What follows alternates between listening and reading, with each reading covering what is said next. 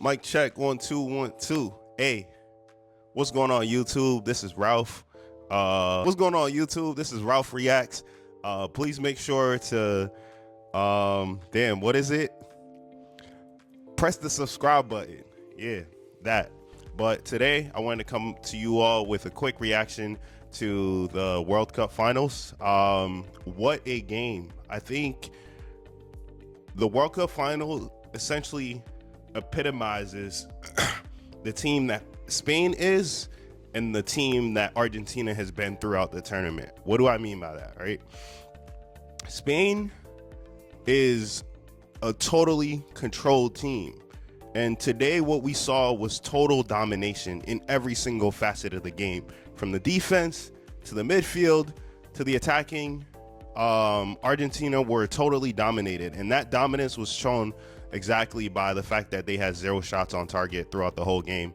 And if you look at this, one would think that maybe it was their strategy to try to come in, sit back, knowing that Spain was probably the better team, and to potentially try to see if they could catch them on the counterattack. But the issue with that would mean that you haven't been watching Argentina throughout this tournament. Quite honestly, for a lack of a better word, I think the Argentinian national team has been quite a disgrace, and it's unfortunate that FIFA allowed it to get this far. And it's something I don't see a lot of people talking about. The fact of the matter is, Argentina didn't deserve to be in this final. Argentina should have lost maybe in the initial knockout round. They definitely should have lost to what was it? They definitely should have lost to Cape Verde. They definitely should have potentially lost to Egypt as well, if not for goals that were taken out or disallowed. I think they were extremely physical with England and were pretty fortunate to get away with some of those calls. And even if we're to be consistent, if you look at the goals that were taken away from Argentina's opponent versus the goals that were given to Argentina without any VAR review or anything of that sort of the goals that they scored, you look at how Messi steps on Jeb Spence's foot right before he crosses the ball eventually to Lautaro Martinez, who scores the final against England, and they're able to win and move on, right? We look at the goals that Egypt scored that would have taken them up 2 or 3-0 that were disallowed for whatever reason, because they went back 2 or 3 minutes to be able to point out some sort of a step on the toe.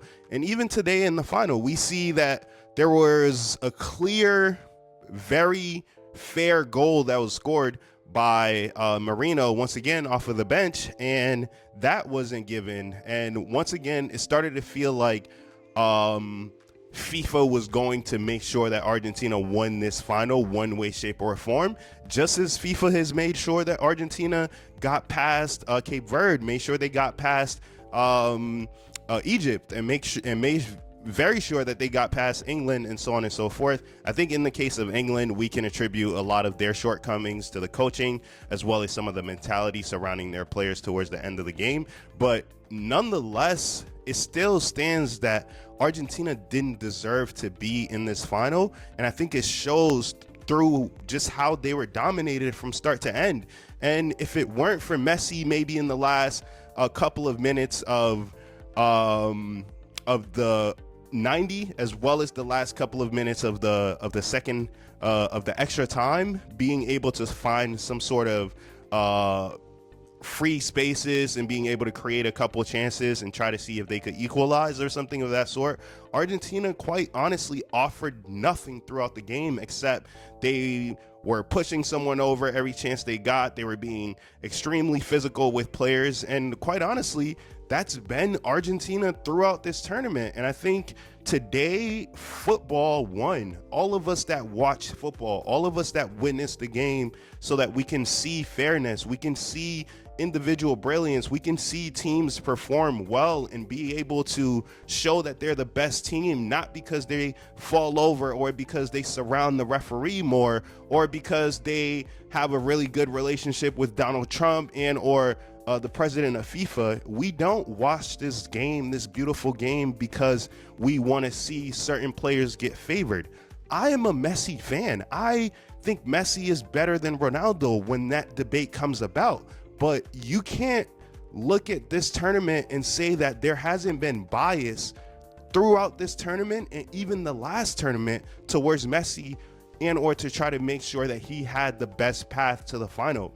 You can't tell me that there isn't bias in the favor of Messi when he fouls people, or when his teammates are constantly fouling people in conditions that could get them red carded for or suspended for multiple games, and nothing comes of it.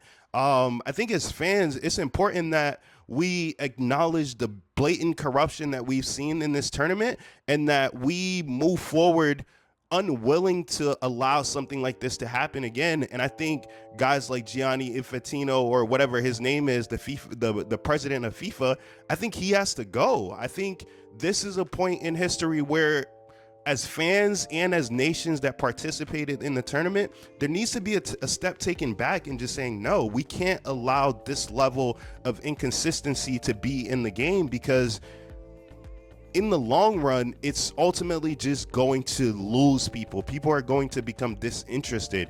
And today, I am extremely glad that football won, and that Spain was able to stay the course and win their second World Cup in the last 16 years. I think moving forward, we can all acknowledge that in modern football, Spain is the golden standard.